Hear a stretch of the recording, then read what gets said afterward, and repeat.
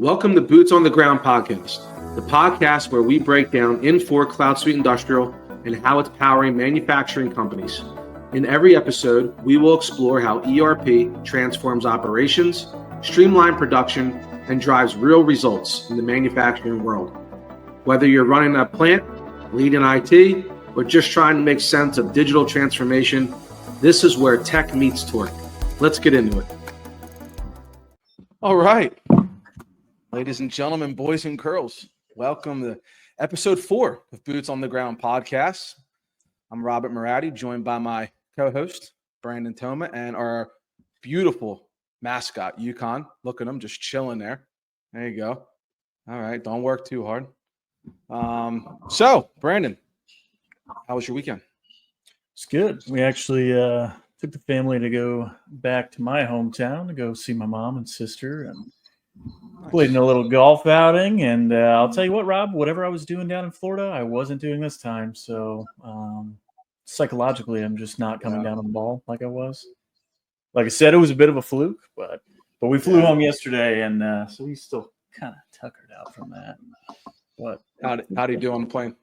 Oh, great. We flew. We flew. Yeah, it's like a 18-hour drive. So first a 2.5 hour direct flight, easy. No, we've flown probably 20 times together. He just sits between the legs, and good. It's more the kids that were being rascals than him. Good. Yeah, well, that's good. That's good. You had a good round of golf. I mean, that's always how it goes, right? You play with somebody, and then you play without them, and then it's like I had the round of my life. You missed it, and it's like, oh, okay, sure. Yeah. It is scary. I was the best golfer in the group, which isn't saying much, but when they were relying on me to make shots, that's not where I want to be. Yeah, it's never good. It's never a good feeling. What about you? Yeah, we good weekend. My youngest finally got his first set of stitches. Ooh. I honestly can't believe it took this long. Congratulations. Yeah, thank you. It was fell off the bike. Got a nice incision just right here going down his chin. And then he had the inside of his lip all busted up. So he was a trooper. I don't know who took it worse, him or mom, but yeah, mom for sure. But no, it was good. It was good. He's all good now. And as soon as we came home, he was back on his bike. So that's what I like to see, man. We're raising a house of winners over there. That's it. We're boys over here. As what's that comedian? What's he say? He says, "My boys are boys." He's Tom Segura, and yes, Tom Segura. It's so funny. That's my household. My kids just wrestle all day long. But yeah, no, exciting. Another work week here. Another episode. Good one today. We're talking about forecasting, and we call it advanced forecasting. But it's a topic that is usually a hot topic every time we're in demos and talking to manufacturing companies. So we figured, you know what, let's do an episode about that. Got a great guest today, Joey Himes, solution consultant here at SolutionsX. He's been working with this product for over a decade, has had a couple different roles here at SolutionsX, but now we're lucky enough to have him on the front of the house now. Being a solution consultant and giving demos, and he's kind of my partner in crime every time we go out to a company and do a pitch and do a demo. So very knowledgeable. I think he's gonna have a lot of good things to say today about forecasting. So let's bring him in here. There he is, Joey Himes. Hello. How we doing? Doing great. Good. Welcome to the Boots on the Ground podcast. This is your first episode. It is. It's a privilege. Yeah. Hey, we're happy to have you. I was beginning to think that I was just getting cut out all the fun. So. Yeah. Now, hey, there's plenty of time to have fun. I'm sure you'll be on many more episodes in the future. Yeah, I kind of suspected as much, but that's all right. Glad to be here today. Awesome. Well, we appreciate you being here. So we informed our listeners we're going to be talking about forecasting, advanced forecasting. One of the crucial tools in CloudSuite Industrial, and happens to be a very hot topic every time we go out to a manufacturing site and we're talking to folks about CloudSuite Industrial and their business, and usually when it gets to this specific point in the demo, people get blown away on the capabilities of CloudSuite Industrial and what the forecasting tool can do. So we figured, hey, let's bring in Joey and let's have this conversation. Perfect. Yeah, let's do it. So, yeah, let's do it. So let's start with what would you say if you could give a definition of forecasting, Joey? What would that be? Forecasting, defining forecasting. Well, I really think it matters who's asking the question first and forecast, because sometimes that question is coming from the front of the house, like where you and I live, in the business, and that really comes down to a dollar number. But in the world of ERP, and especially manufacturing ERP, I don't think that's what forecasting is. I think forecasting is really about, hey, what do I need to know operationally to make sure that when sales sells something, when the front of the house actually closes that deal, I'm going to be able to meet that demand in a timely fashion and hit the customer's expectations. So forecasting for me is really all about actually hitting the customer's expectations by predicting as best we can what we need to do in advance. Yeah, and talk about a seriously important part of the business, right? I mean, if you have your front of the house out there running the streets and selling product like crazy, you got to be able to meet those orders.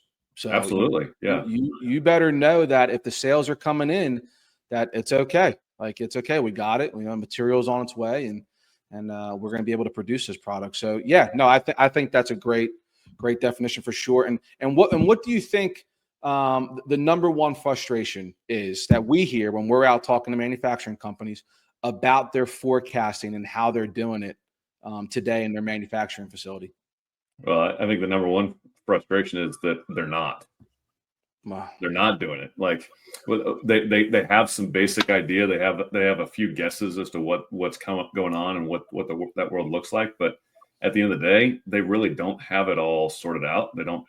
Maybe they got some data in a spreadsheet that's completely disconnected from the rest of their systems, or the data they're getting is incomplete. It's inaccurate.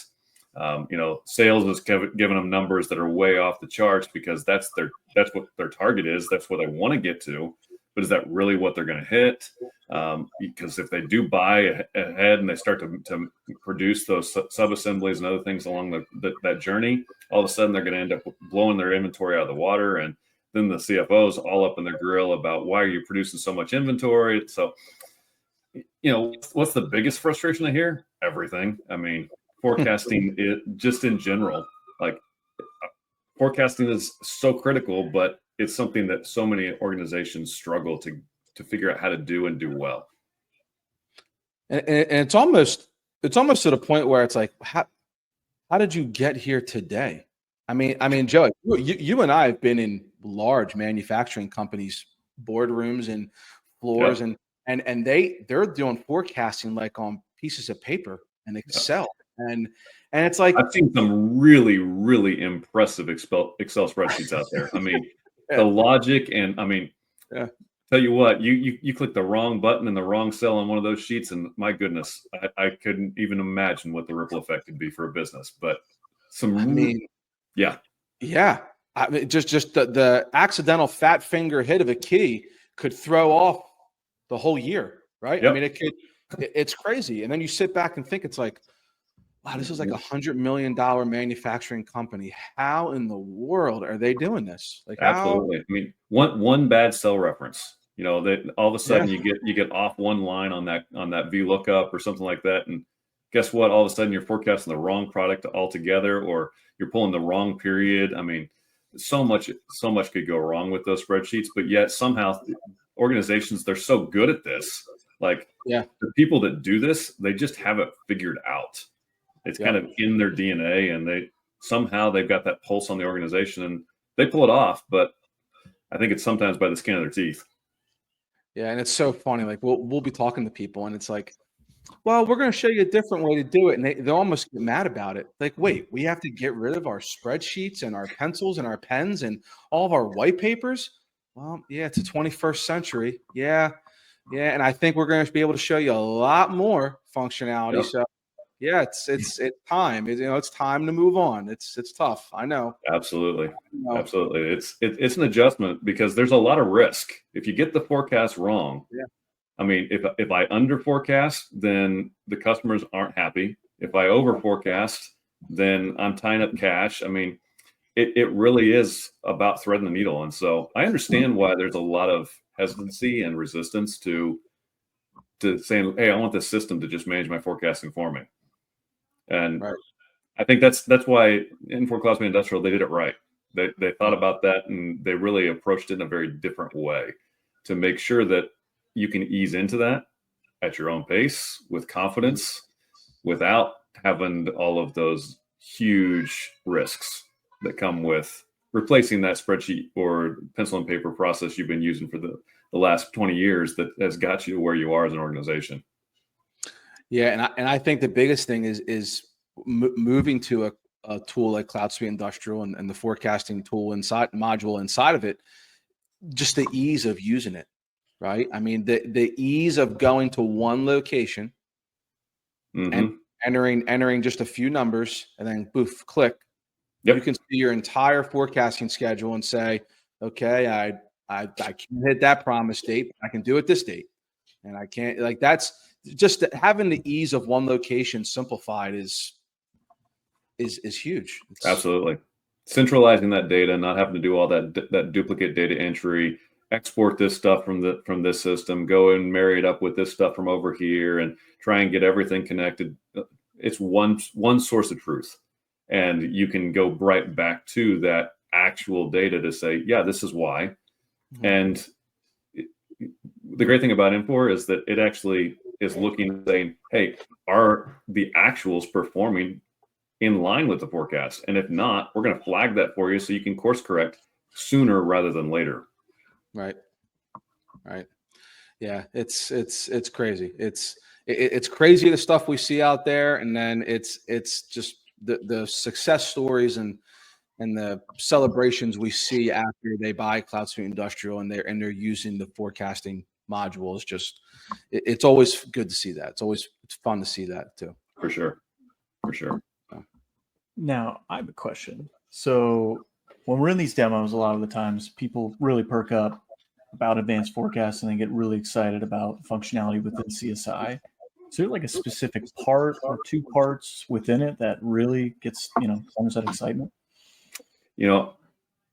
That's a good question, Brandon, because you're right. There really is a lot of interest. We start talking forecast and everybody goes, ooh, really? You can do that? And there's a lot of things in that world that I see people draws their attention, gets their excitement built up.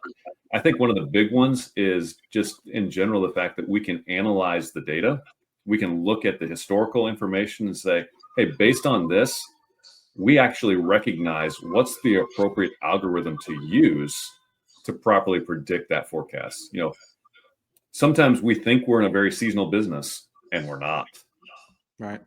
Or maybe there's a certain product line or specific items within that aren't seasonal. And so CloudSuite Industrial has the ability to properly analyze all of your historical data to say what does make sense, what doesn't make sense. Or maybe it's seasonal, but you're also trending up year over year. And so we want to be able to adjust for that trend line plus the seasonality. And those are things that CloudSuite Industrial just does natively. We drop that in. And if you need to get into the more advanced algorithms like a Holt Winters, yeah, we got that too. Out of the box, standard functionality. I mean, really cool stuff. So that's definitely one of the things I think that draws people's attention, gets them excited about CloudSuite Industrial and what we can do with forecasting. The other one that comes to mind, though, is safety stocks. Mm-hmm. Some people, it's not so much about managing the day-to-day activities of forecasting what the trend line and whatnot. It's really just, hey, we want to manage it based on carrying enough inventory so we can meet those short-term demands. I'm thinking of a couple of different of our customers that we have out there in the wild using the software, and they're producing product, and their goal is to levelize production. And so ultimately, that forecasting capability plus the ability to go in and right size your safety stock levels by analyzing what's your carrying cost, what's your turn ratio, all of this transactional data we already have in the ERP. Let's grab that information and say, hey, I got it. You know what? Your safety stock's sitting at about 100 units, but you would really benefit from bumping that up to 250. Whereas this one that you're carrying 500 units on, the trend line and everything on that and whatnot, you don't need to carry anywhere near that much inventory. You could save a lot of cash reduce your carrying costs and whatnot by dropping that safety stock down almost to zero, because your production times don't justify the need, or your procurement times, they don't justify the need to be carrying that safety stock.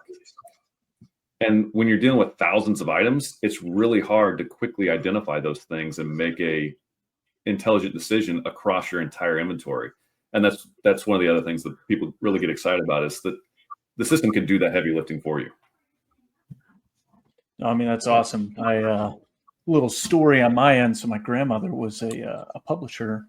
She wrote her own educational books, primarily for like kindergarten to 6th grade and stuff like that.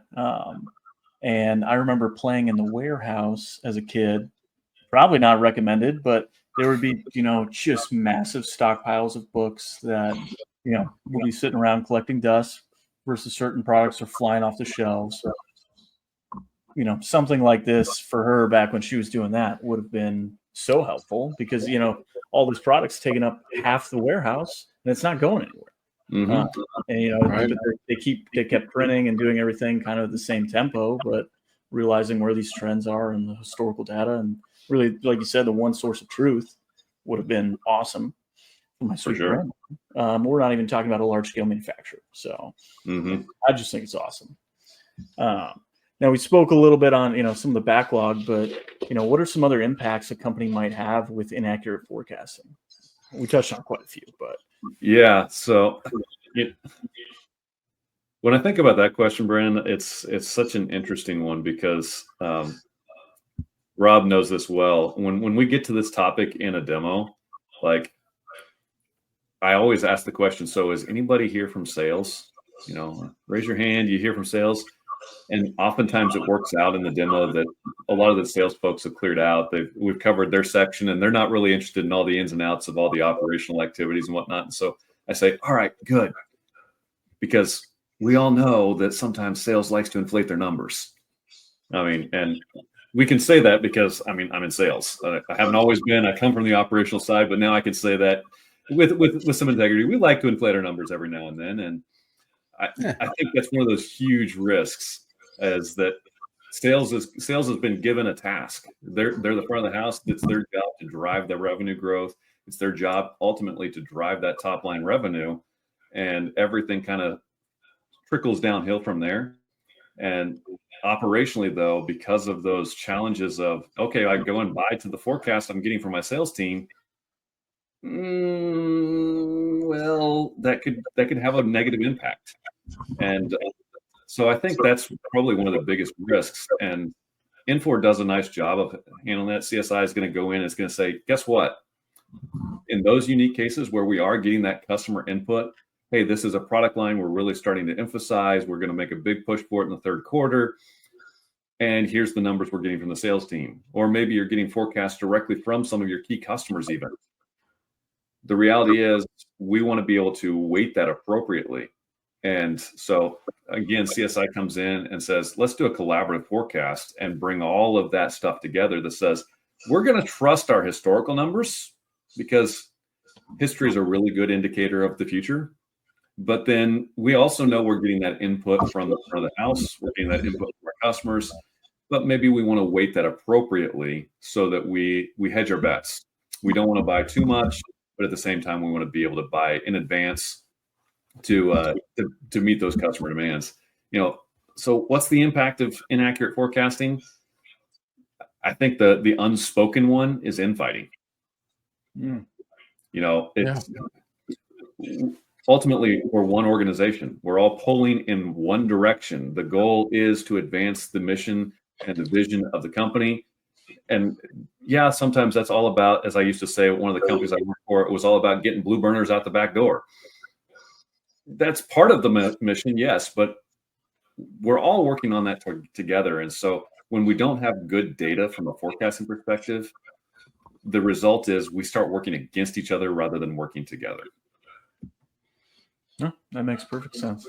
Well said. Well said. And then, I mean, now as we're on that topic, the impacts a company can have with inaccurate forecasting.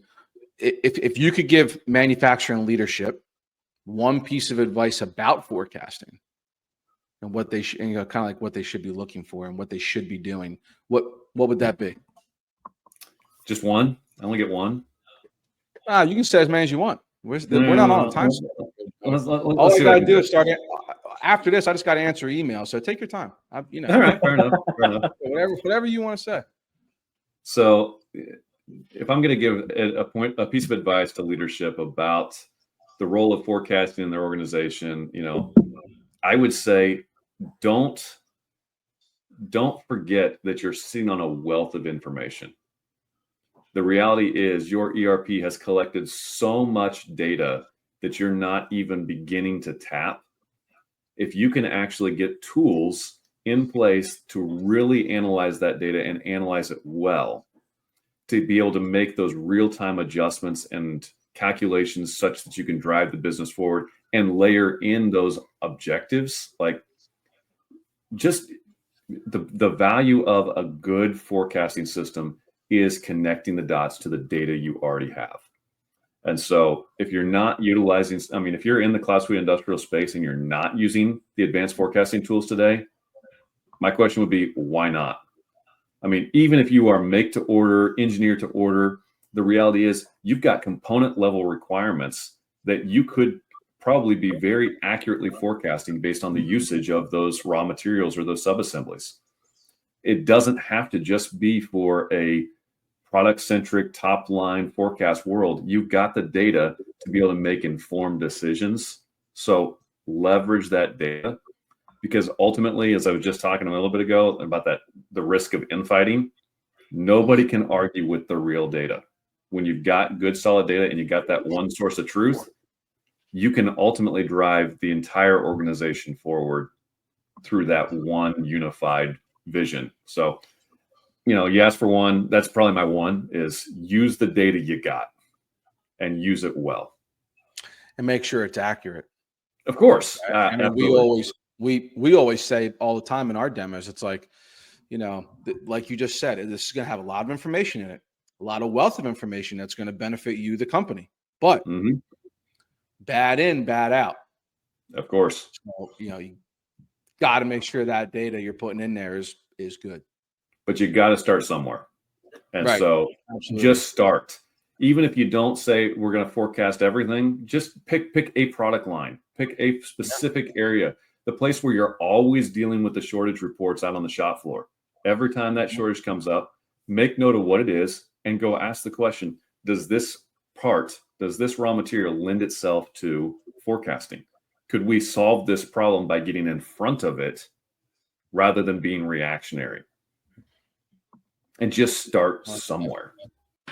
Another thing that I think is really important to consider when you're heading down the path of implementing a forecasting procedure is that it is a rhythm.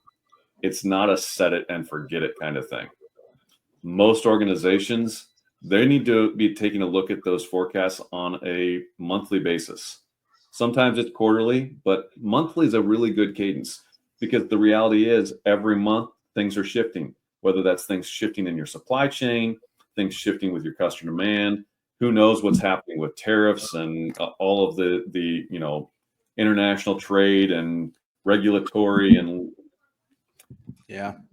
all of our politicians, they're gonna drop some new bomb in our lap next week, and we're gonna have to be able to respond to that as well. And so that would be another key thing to consider, is don't just set it and forget it. Start somewhere, start with the data you got, and then from there work forward in an iterative path, in an iterative way. Make sure that you're constantly refining and adjusting, because the reality is those trend lines don't stay consistent forever. We want those product lines to always be trending up and to the right, but I went to the left, so up and to the right, whichever way. I don't know which way that. If you're watching this on the the video version, you figured out. But we want that trend line to always be moving in that direction, but it's not always going to do so. So you got to be ready to adapt. You got to be ready to adjust. And so I think that those would probably be the top two things that I would want to give as a word of advice to someone who's considering leveraging forecasting technology in their ERP. I like that. Well, hopefully they're just considering CloudSuite Industrial in general. I mean, Of course. And Yeah. with SolutionsX, right? That's if you're dealing with tools today that don't actually address this, well, give us a call, because trust me, this is a tool that will make a measurable impact in your business. I mean, you talk about return on investment; it's right there baked in. Yep. Yeah, that's what's great about it. It just comes with it. So awesome. Well, that was good stuff, Joey. Joey, tell the fine folks listening where you're going to be the first week of or is it second week of September? Yes, coming up in September 10th. I will be alongside a couple other members of the SolutionsX team, and even a guest from Infor Corporate, and we'll be sharing at the FabTech event happening in Chicago. So FabTech, I think it runs the 9th through the 12th, something like that. So it's that week. But we've actually got a presentation we'll be leading there on September 10th, and we're going to be talking about some of the things that AI is doing and how it's reshaping the manufacturing ERP landscape. So it should be a really good conversation. We're looking forward to it, and would love to see some of you there. Awesome. Yeah. If you're there, if you're at FabTech, Brandon, are you going? No. Indoor cat, remember? That's right, indoor cat. Yeah. Well, if anybody is there, stop by. Look for us at our presentation time slot. I forget exactly what time it is, but make sure you show up, say hello, sit in. I'm sure it's going to be very informative. If Joey's giving the presentation, it's going to be extremely informative. So hoping to see everybody there. For those that are curious, we're going to be presenting at 1:30 p.m. And our topic is on smarter, faster, stronger. AR meets ERP for manufacturing success. So, or manufacturing excellence, if I get the term right there. So 1:30 Central at FabTech on September 10th. It's going to be a great conversation. Like I say, Nick Rolfe from our sales team is going to be there. Join us. We'll be facilitated by Bridget Laszlo, one of our consultants, and we'll be joined by Logan Carolyn from Infor as well. So should be a really great time. And if you're interested at all in terms of how you start your journey into the realm of AI within your manufacturing ERP software, it'll be a great conversation. Yeah, that's going to be huge. And that's a big topic, right? We've already done episodes on that. It's a big thing. Everybody's talking about it. So yeah, if you're there, give it a listen. There's a lot of buzz. Let's cut through the noise and let's get to the real actionable stuff. That's my goal. That's right. Exactly. So with that brings us to our top 3 game. Joe is going to partake today in our top 3. Brandon, what's our topic?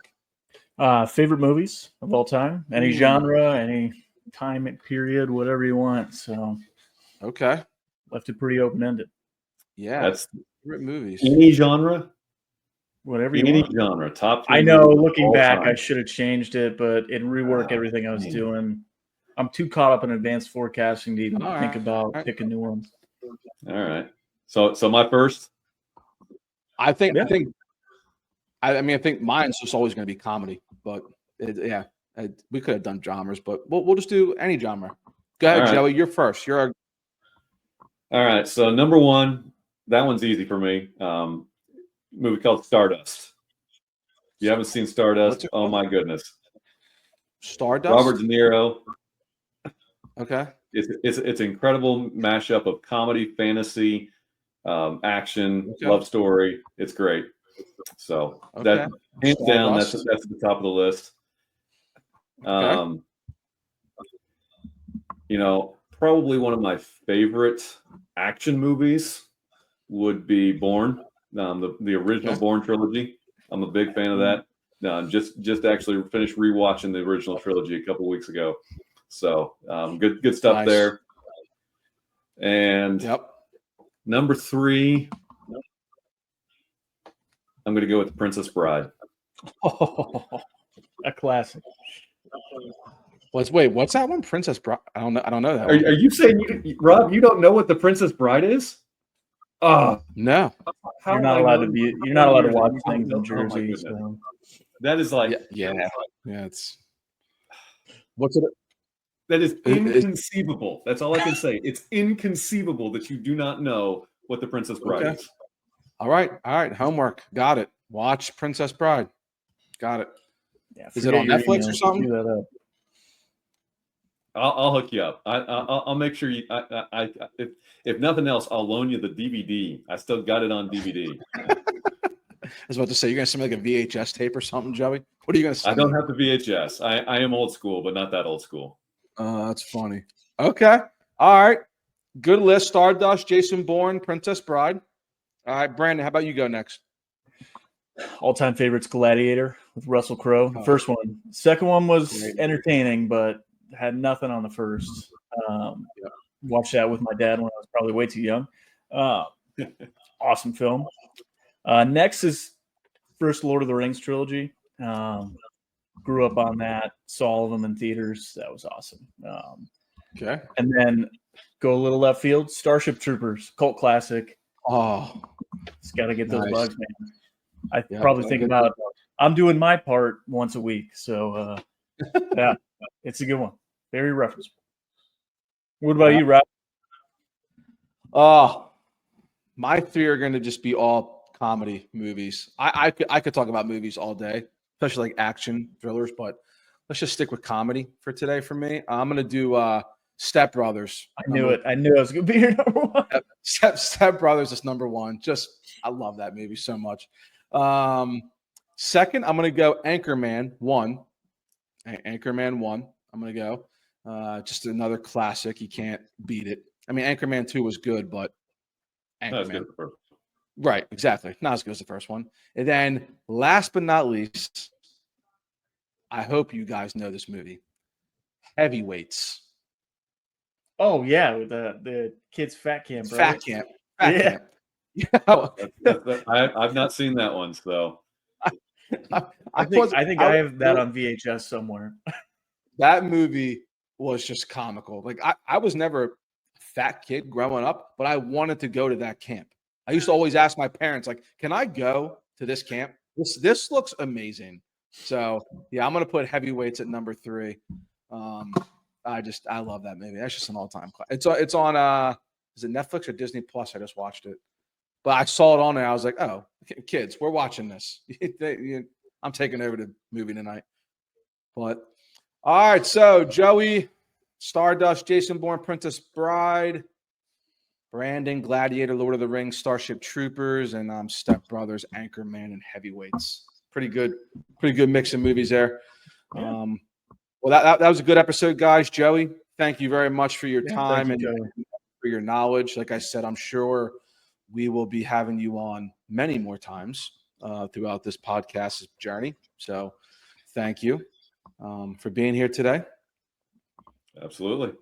It's a privilege and looking forward to the next time. Yeah, absolutely. Next podcast, we'll see you guys in about a month. Brandon, anything to say? No, just thanks again, Joey. We'll see you on here very soon. Cool. All right, guys. Take care. Enjoy the rest of the week. Have a good one.